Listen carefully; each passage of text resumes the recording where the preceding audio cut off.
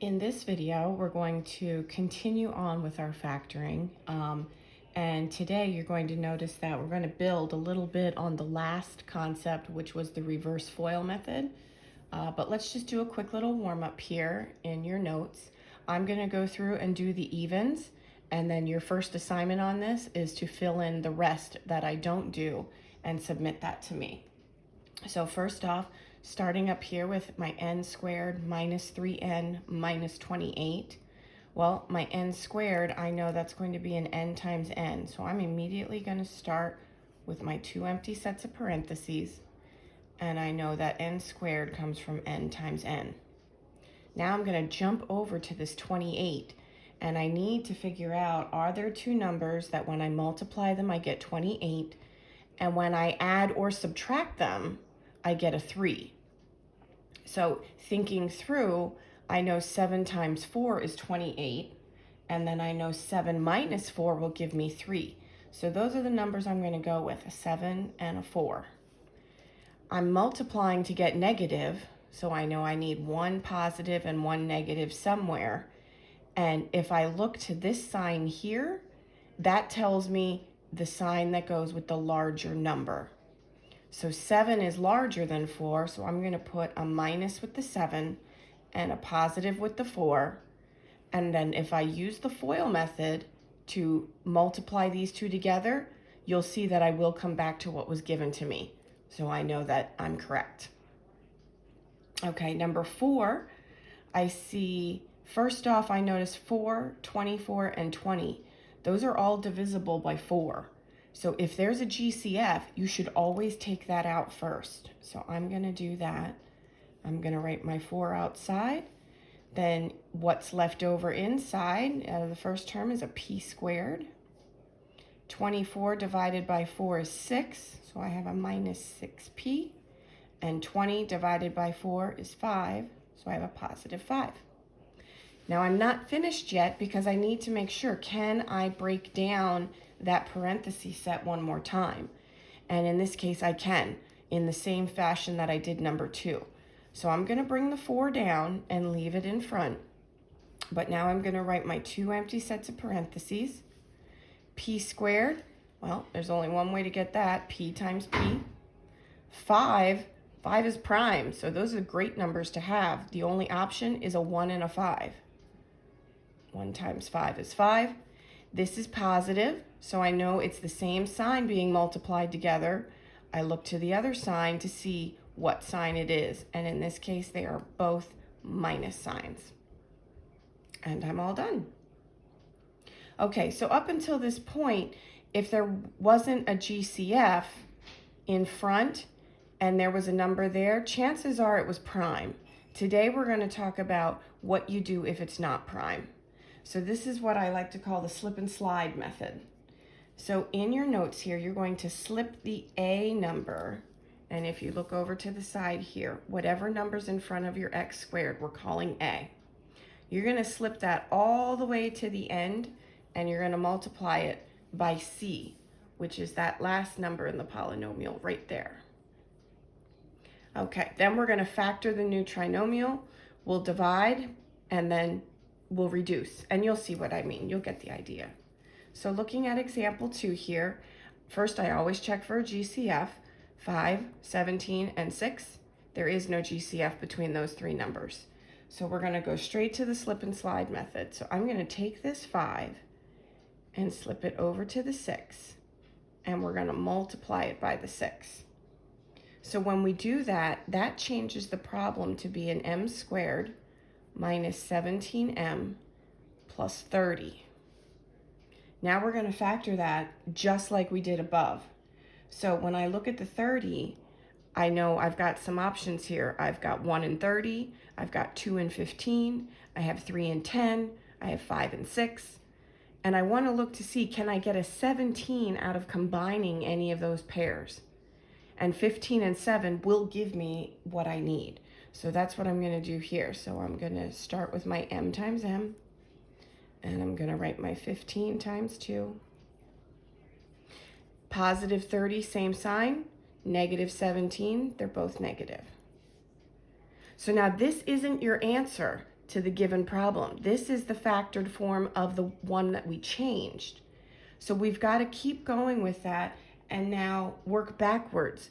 We got to this plus 30 by multiplying by 5. We're going to take that back now and we're going to divide our two numbers by 5. So when we do that here, 15 divided by 5, that works out evenly. So I'm going to get an m minus 3. In this case here, 2 divided by 5, that doesn't divide evenly. So the way we're going to handle that is we're going to take this 5 and place it up in front of the m, which now gives us a 5m minus 2.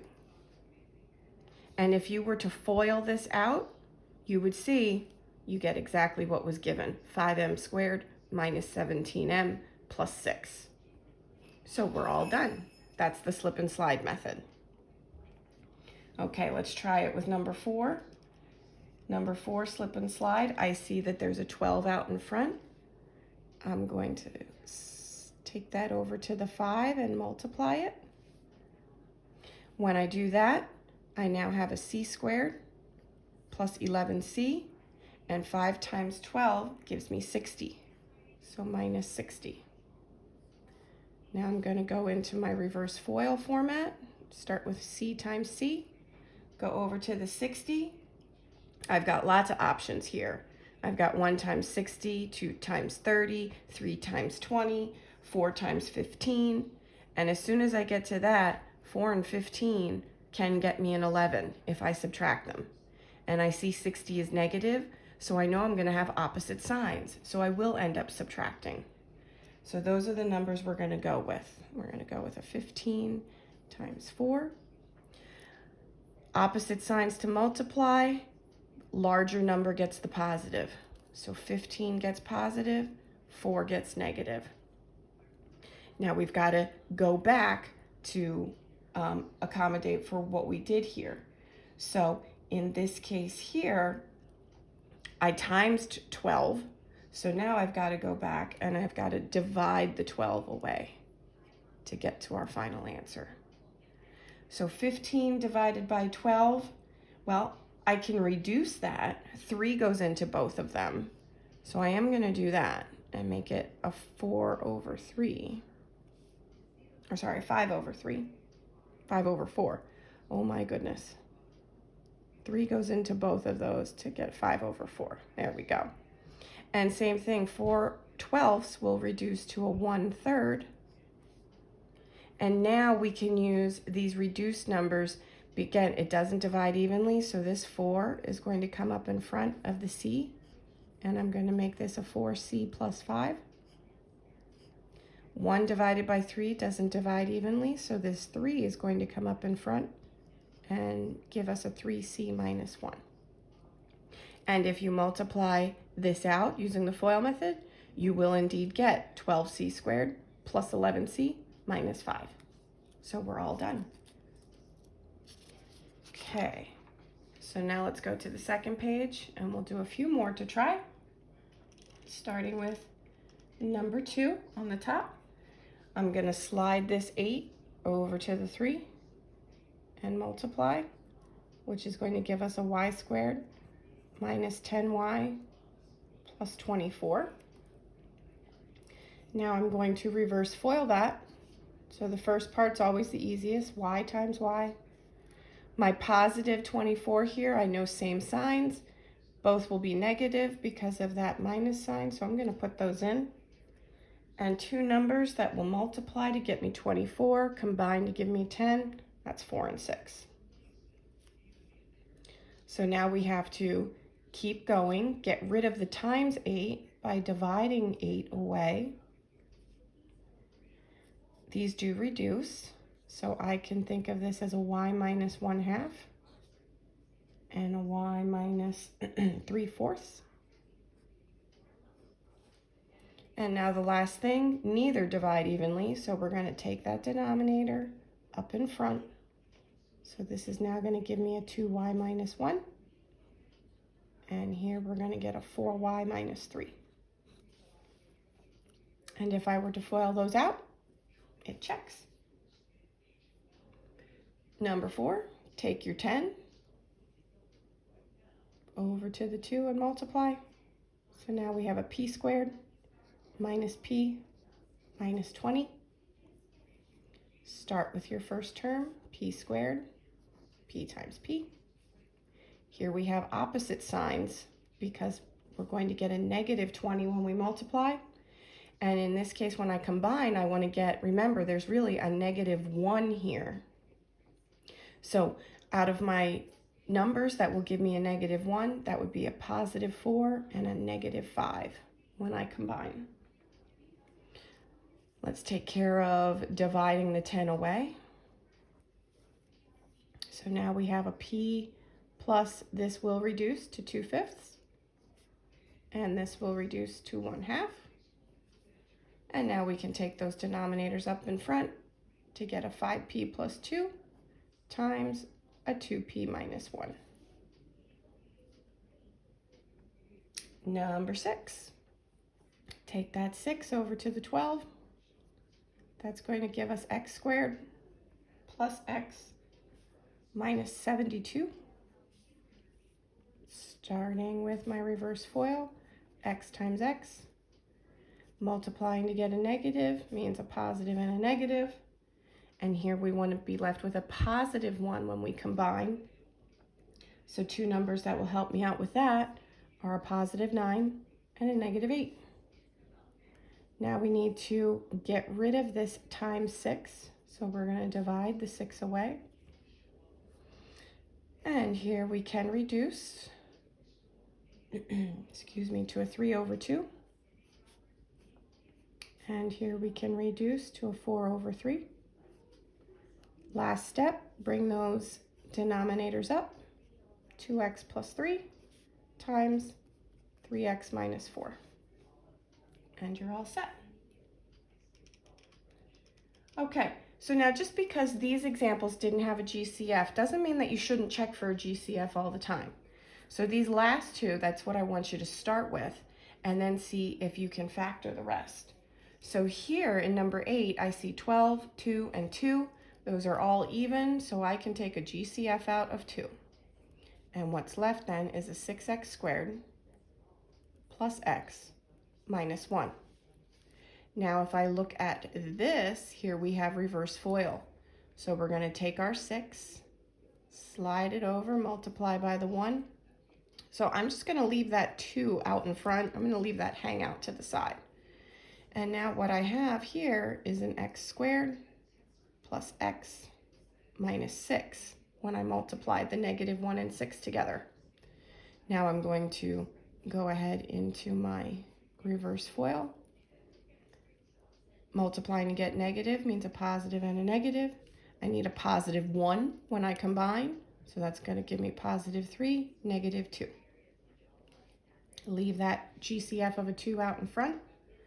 I got these by multiplying by 6, so now we're going to divide the 6 away. Again, I'll write my GCF. Then I have an x plus 1/2 and an x minus 1/3. Last thing, bring these denominators in front, and I have a 2x plus 1 and a 3x minus 1. Don't forget to include your GCF in front, but now you are fully factored. Last one, 32, 16, and 2. Again, they're all even, so I can take that 2 out and be left with a 16w squared minus 8w plus 1. So I'm going to write that GCF out in front. I'm going to take this 16 and multiply it over here by the 1. So that's going to give me a w squared minus 8w plus 16. GCF down, go into our reverse FOIL, multiplying to get positive 16, combining to get negative 8, and that's 2 negative 4s will give me that. Now we've got to divide the 16 back out. So writing the GCF, 4 over 16 reduces to 1/4.